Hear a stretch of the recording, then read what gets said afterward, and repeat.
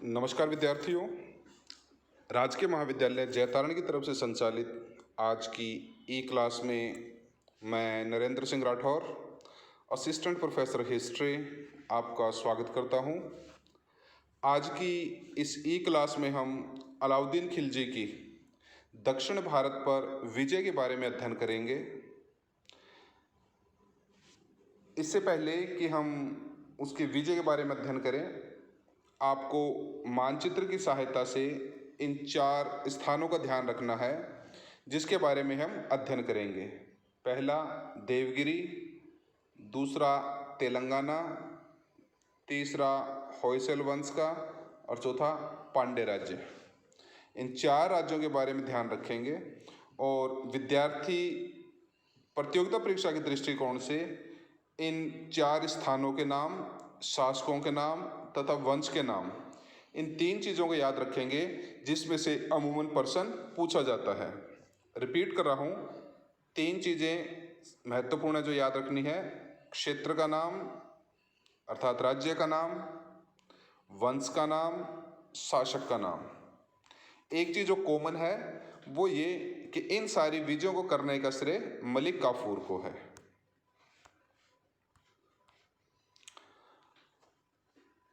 जैसा कि आप जानते हैं, हमने पिछली कक्षा में भी अध्ययन किया था कि अलाउद्दीन खिलजी दिल्ली सल्तनत का एक महान साम्राज्यवादी शासक था।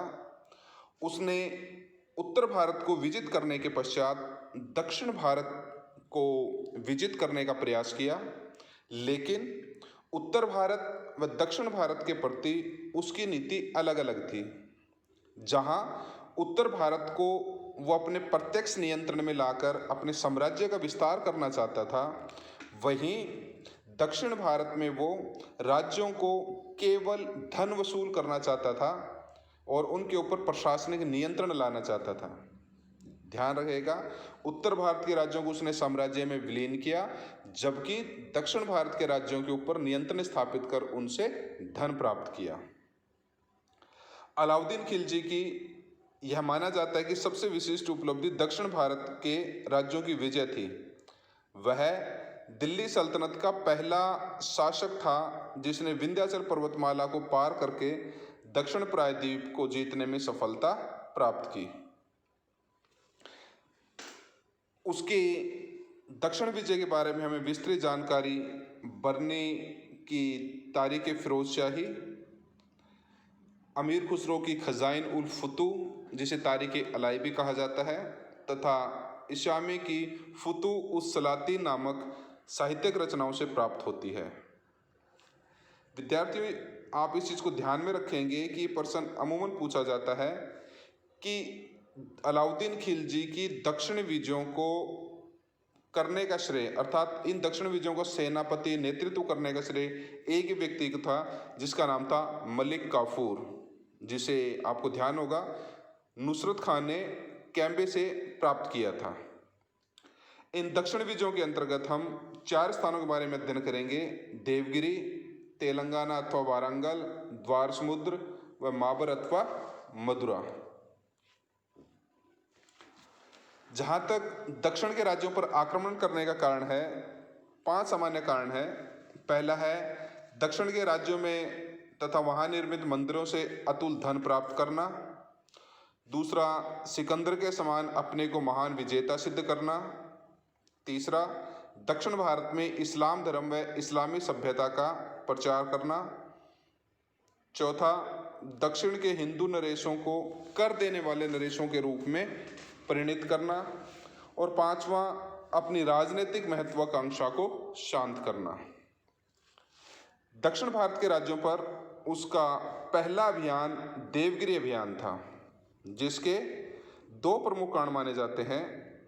पहला था देवगिरी के यादव वंश के शासक रामचंद्र देव, जिन्हें रामदेव भी कहा गया है कुछ साहित्य ग्रंथों में, उनके द्वारा गुजरात के पराजित शासक राजा कर्ण व उनकी पुत्री देवल देवी को शरण देना। तथा दूसरा कारण था रामचंद्र देव द्वारा कर भेजने से इनकार कर देना।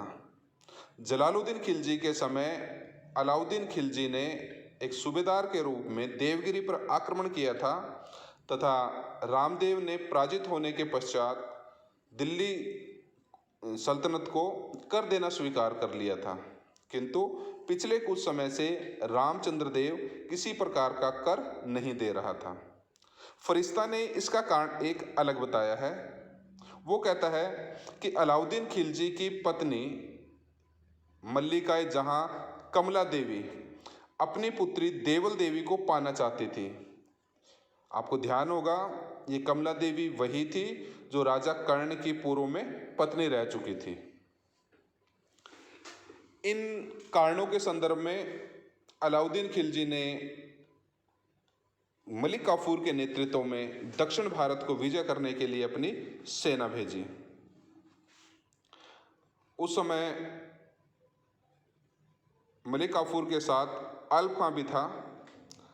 अल्प खां ने सर्वप्रथम राजा कर्ण पर आक्रमण किया तथा उनको परास्त कर एलोरा के निकट देवल देवी को पकड़ लिया और बाद में उन्हें दिल्ली भेज दिया गया, जहां देवल देवी की शादी अलाउद्दीन के ज्येष्ठ पुत्र खिज्र खां से कर दी गई। अमीर खुसरो ने अपनी रचना आशिकी में इनके अर्थात देवल देवी व खिज्र खां के प्रेम प्रसंगों का वर्णन किया है। राजा कर्ण को परास्त करने के पश्चात मलिक काफूर अपनी सेना लेकर आगे बढ़ा तथा उसने देवगिरी के शासक रामचंद्र देव को परास्त किया तथा पराजित करने के पश्चात दिल्ली भेज दिया। अलाउद्दीन खिलजी ने यहाँ एक कूटनीतिज्ञ की भांति रामचंद्र देव के साथ बहुत ही अच्छा व्यवहार किया तथा उसे राय रायान की उपाधि प्रदान की और इसके साथ साथ उसे राजशक्ति का प्रतीक स्वर्ण छत्र भी प्रदान किया तथा विजित क्षेत्र को न केवल उसे वापस लौटा दिया बल्कि गुजरात में नौसारी की जागीर भी उसको प्रदान कर दी। इस प्रकार अलाउद्दीन खिलजी ने अपनी कूटनीति द्वारा रामचंद्र देव को अपना मित्र बना लिया और इसकी सहायता से अलाउद्दीन खिलजी को दक्षिण भारत विजित करने में महत्वपूर्ण सफलता प्राप्त हुई। यह भी माना जाता है कि संभवतः इसी समय रामचंद्र देव ने अपनी पुत्री झात्यापाली का विवाह भी अलाउद्दीन खिलजी के साथ कर दिया था। अलाउद्दीन खिलजी के समय दक्षिण भारत में दूसरा अभियान तेलंगाना अथवा वारंगल पर था। ये वही तेलंगाना था जिस पर अलाउद्दीन खिलजी का प्रथम अभियान असफल रहा था। इस समय तेलंगाना की राजधानी वारंगल थी तथा यहाँ का शासक काकतीय वंश का प्रताप रुद्र देव द्वितीय था, जिसे कुछ मुस्लिम साहित्यकारों ने लहरदेव भी कहा है। मलिक काफूर सर्वप्रथम देवगिरी पहुंचा तथा वहां से सैनिक सहायता प्राप्त कर वो वारंगल की तरफ बढ़ा। जनवरी 1310 ईस्वी में उसने वारंगल दुर्ग को घेर लिया। प्रारंभ में प्रताप रुद्रदेव ने शत्रु का डटकर मुकाबला किया, किंतु जब उसे लगा कि वह अधिक समय तक इनका मुकाबला नहीं कर सकता तो उसने मलिक काफूर के पास संधि प्रस्ताव के अंतर्गत एक मूर्ति को सोने की चैन पहनाकर भेजा, अर्थात वो संधि के लिए तैयार हो गया।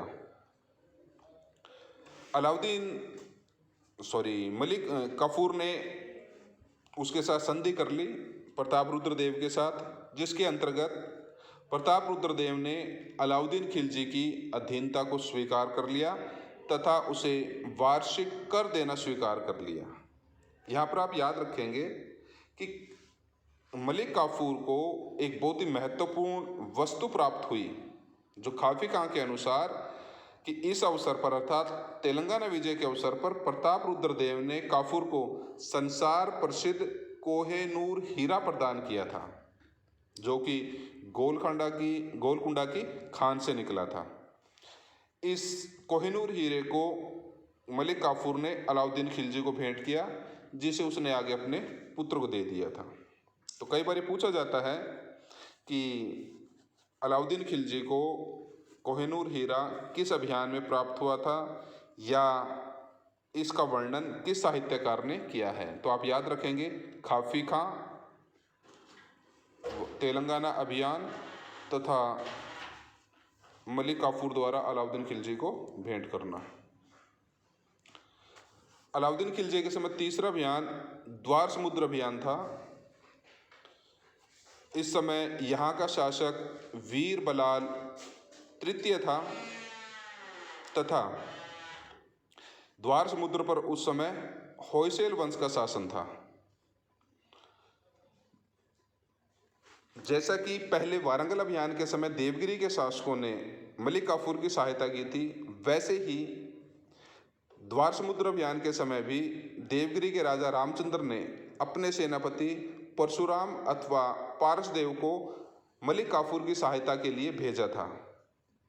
जिस समय मलिक काफूर ने होयसल वंश की राजधानी द्वार समुद्र पर आक्रमण किया, उस समय वीर बलाल तृतीय अपने पड़ोसी राज्य मदुरा पर आक्रमण करने के लिए गया हुआ था, किंतु जब उसे मलिक काफूर के आक्रमण का पता चला तो वह अपनी राजधानी लौट आया और मलिक काफूर के साथ उसका युद्ध हुआ, परंतु उसे परास्त होकर अंततः संधि करनी पड़ी और उसने अलाउद्दीन खिलजी की अधीनता को स्वीकार कर लिया। आप ध्यान रखेंगे कि वीर बलाल तृतीय दिल्ली गया, जहां अलाउद्दीन खिलजी ने उसे खिल्लत अर्थात रतन जड़ित वस्त्र प्रदान किया था, तब उसका राज्य वापिस उसको लौटा दिया था। इसके बदले वीर बलाल तृतीय ने अलाउद्दीन खिलजी को माबर प्रदेश की जानकारी प्रदान की थी, जिस कारण से अगला आक्रमण मदुरई या मदुरा के ऊपर हुआ था। मलिक काफूर का दक्षिण भारत पर अगला आक्रमण मदुरा पर अभियान था, जो कि पांड्य वंश की राजधानी थी मदुरई। कुछ मुस्लिम लेखकों ने इसको माबर भी कहा है।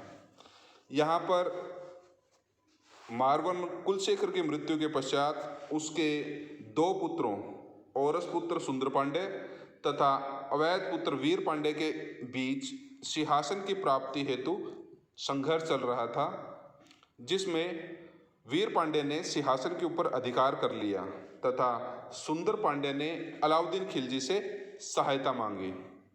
इन परिस्थितियों में मलिक काफूर ने 1311 ईस्वी में पांड्य राज्य की सीमा में प्रवेश किया। उसने वीर पांडे को पकड़ने के सभी प्रयत्न किए, लेकिन वह असफल रहा। छात्र ध्यान रखेंगे कि दक्षिण भारत के अंतर्गत पांड्य राज्य और वीर पांड्य एकमात्र ऐसा शासक था और राज्य था जिसने अलाउद्दीन खिलजी की अधीनता को स्वीकार नहीं किया था। हम देख चुके हैं कि देवगिरी, उसके पश्चात तेलंगाना की राजधानी वारंगल, होयसेल वंश की राजधानी द्वार समुद्र, ये सब मलिक काफूर द्वारा विजित हो चुके थे। मलिक काफूर ने मदुरई को लूटा, यहाँ पर अत्याचार किए, लेकिन वह अधीनता स्वीकार कराने में असफल रहा। दूसरा महत्वपूर्ण प्रश्न इसमें पूछा जाता है कि धन प्राप्त करने की दृष्टि से मलिक काफूर का यह सबसे सफल आक्रमण था।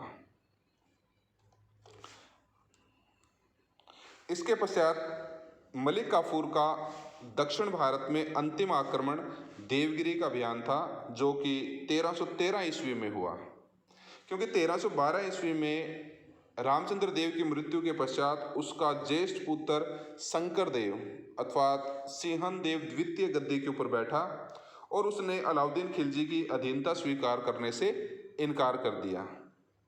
इन परिस्थितियों में अलाउद्दीन खिलजी ने मलिक काफूर को देवगिरी अभियान पर 1313 ईस्वी में भेजा तथा मलिक काफूर के साथ युद्ध करते हुए शंकरदेव वीर गति को प्राप्त हुआ। मलिक काफूर दक्षिण भारत में ही रुक गया। उसने देवगिरी का अधिकांश भाग दिल्ली सल्तनत में मिला लिया। इसके साथ साथ उसने तेलंगाना व होयसेल राज्यों का कुछ भाग भी सीधे अपने शासन में ले लिया। किंतु दिल्ली में अलाउद्दीन की मल्लिका जहां और उसका भाई अल्प खां काफूर के प्रभाव को कम करने का प्रयत्न कर रहे थे। ऐसी स्थिति में 1315 ईस्वी में मलिक काफूर ने अलाउद्दीन खिलजी द्वारा वापस बुलाए जाने पर दक्षिण भारत से कूच किया, अर्थात 1315 ईस्वी तक वो यहाँ पर रहा और फिर वहाँ से वापस चला गया। इस प्रकार हम देखते हैं कि अलाउद्दीन खिलजी ने दक्षिण भारत में एक विस्तृत साम्राज्य की स्थापना की और जहाँ तक नीति अपनाने का संबंध है, जिस प्रकार गुप्त काल में समुद्रगुप्त ने दक्षिण राज्यों के प्रति नीति अपनाई थी, कुछ वैसी ही नीति दक्षिण के राज्यों के प्रति अलाउद्दीन खिलजी ने अपनाई। इसलिए स्टेनले नेल्पुल ने उसे सल्तनत काल का समुद्रगुप्त भी कहा है। इस दक्षिण भारत विजय से अलाउद्दीन खिलजी को अत्यधिक धन की प्राप्ति हुई तथा यह कहा जाता है कि यहाँ का धन देखकर, अर्थात अलाउद्दीन खिलजी ने जितना यहाँ से धन प्राप्त किया था उसे देखकर कब्र में सोए महमूद गजनवी की आंखें भी चमक उठी होंगी।